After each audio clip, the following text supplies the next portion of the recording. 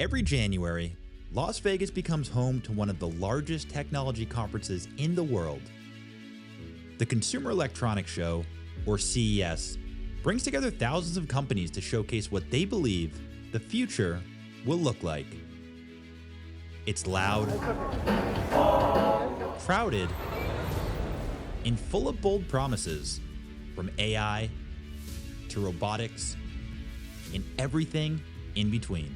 Hi, welcome to Levins. But when it comes to drones, the real story isn't just better cameras or faster motors. It's about who these machines are being built for, what they're being trusted to do, and how close we are to a world where drones are no longer viewed as toys, but as tools we depend on. So join me as I head to Las Vegas to walk the CES floor and talk with the companies shaping that shift. From creative tools to mission-critical systems designed for real-world pressure.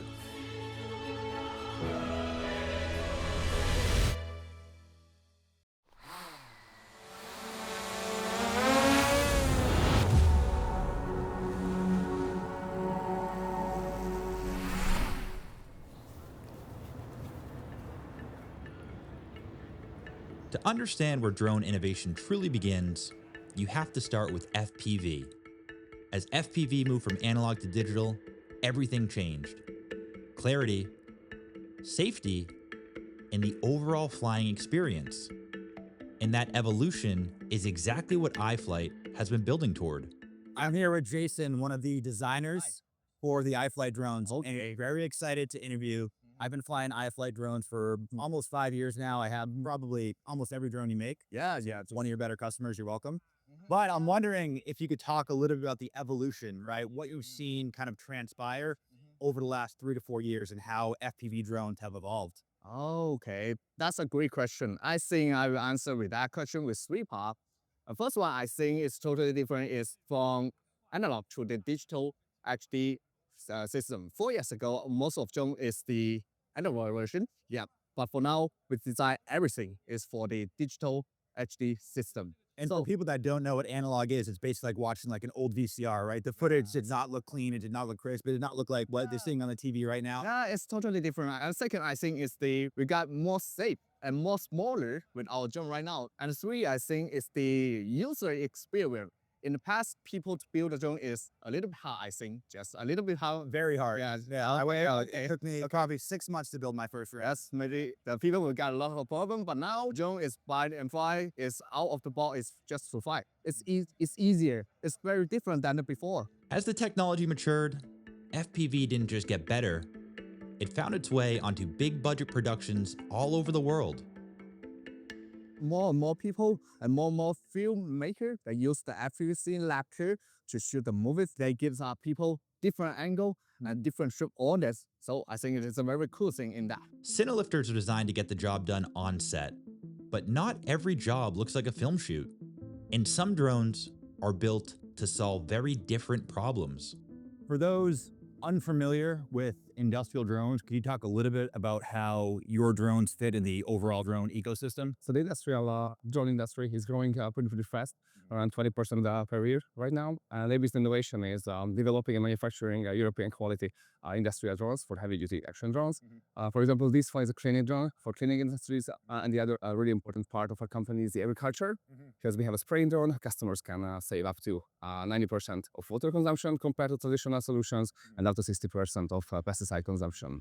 Industrial drones are built to work in demanding environments, but when the job involves first responders, every second matters, and the system must work immediately, under pressure.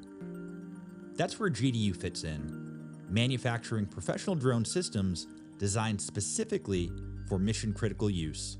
Our major customers are first responders. Officers work at the fire department and also police station, and whose daily job is doing patrols. One of their solutions is a vehicle-mounted drone system designed to deploy, operate, and recover directly from moving vehicles. initially we designed that for first responders whose daily job will have like a lot of search and rescue and very emergency scenarios. So they really need to get the drone in the air in no time. The vehicle mounting drone system, and it's really helping their daily job. So this allows them to be almost more proactive versus reactive, right? If they're driving to a scene, they could take the drone off and the drone could get there first, and they could get a sense of their surroundings, maybe what they're dealing with before they actually arrive on the scene. Yes, exactly. And for more normal cases, when you like take out the drone of your car and then like prepping for the takeoff, usually it will take like 5 minutes. And so with the vehicle mounting drone system, maybe you could like get the drone in the air in 10 seconds.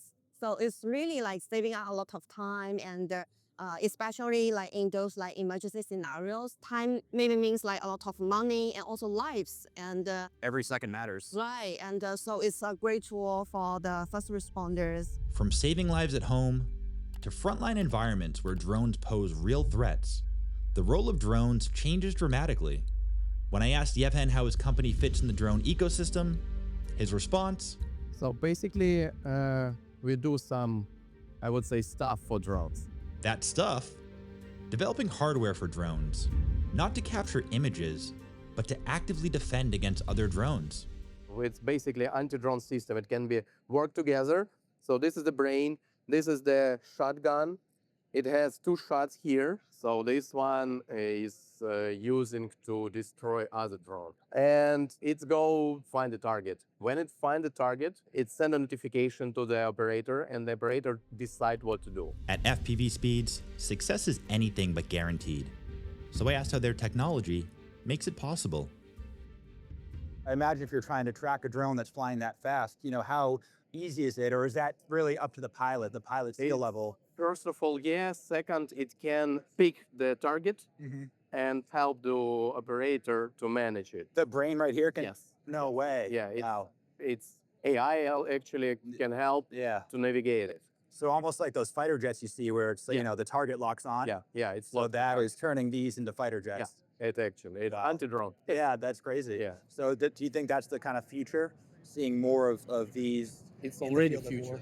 We are in the future already. Stopping a drone is one challenge, but knowing when, where, and why to act requires something much deeper: perception. That challenge is exactly what SpeedLab is focused on. Highly explained that the biggest limitations facing drones today aren't mechanical, they're cognitive.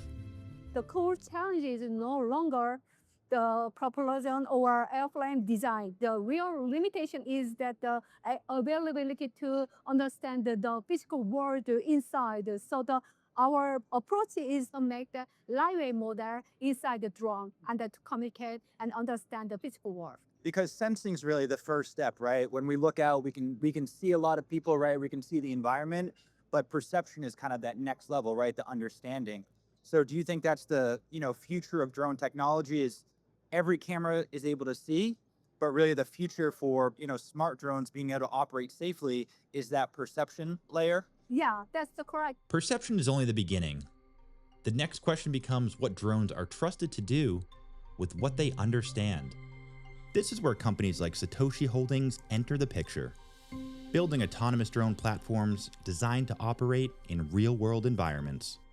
You do a lot of work on the autonomous part of Right. the drone flying. So can you talk a little bit about what you are designing and how your software fits in the drone ecosystem? Of course. So it is the autonomous platform for the drone. It's AI. So it can drive itself. It can create the pathway itself. So as long as you have one person with the one click who would initiate it, it does the job itself too. And the best part is PQC, post-quantum cryptography based. So it's safe from any kind of hijacking information, any kind of cyber attack as well. So where do you see these being used the most right now? So right now in South Korea, we're using it for construction, Okay. search and rescue, disaster response like the fire in the mountains as well. And defense is the biggest part right now because as you know, with the quantum computer type, it's pretty easy to get the information out of the drones. So that's the part that we focus on right now. Autonomy and trust define what drones are capable of. But there's still another question being asked. What should a drone look like if it's meant to operate beyond traditional limits? Richter is exploring what that answer could look like by reimagining the aircraft itself. When we think of drones, right, we think of smaller consumer drones, right, built to take pictures or videos. I've talked to a lot of companies that are doing more industrial work or agriculture work. Yes. This is clearly something else. So tell us a little bit about what this looks like and what the future of maybe transportation looks like. So this was actually like a vehicle. You can drive in like a car on the road, and if there's traffic, it will take off and then skip from the traffic. So I would love that because I'm in Los Angeles and we have terrible traffic. I know. So how far away, how many years away do you think we are from this being a viable option for transportation? So actually, we're capable of already manufacture and make that solution happen. The problem is the regulation. While regulation might slow things down, it's reassuring to see it taken seriously. There are already enough atrocious drivers in Los Angeles without flying cars in the mix. Where do you think we'll see these first? What, either country or region? Country right now, I think what I'm doing is it's gonna happen in China first because I already see people delivering boba and for example, if you do Uber Eats, a drone drop off the food. And then what about weight restrictions? How heavy can someone be to sit in that? 220 pounds. Okay. So that'll maybe force some Americans to hit the gym more to lose a little bit of weight. Yes. Unfortunately, I was one of those Americans. But looking at the bigger picture, what CES makes clear isn't that drones are heading in one direction. It's that they're branching out. Some are becoming creative tools. Some, industrial systems. And some are being trusted with safety, security, and decisions that matter. The technology is moving fast, but the real shift is quieter. It's the moment when drones stop being something we fly and start becoming something we rely on. And the future of drones won't belong to one company, category, or use case. It will belong to the teams that understand how these machines fit into the real world, alongside people, pressure, and responsibility. Because the question isn't whether drones will take on a larger role in our lives, it's what we decide to trust them with as the future quietly takes shape around us.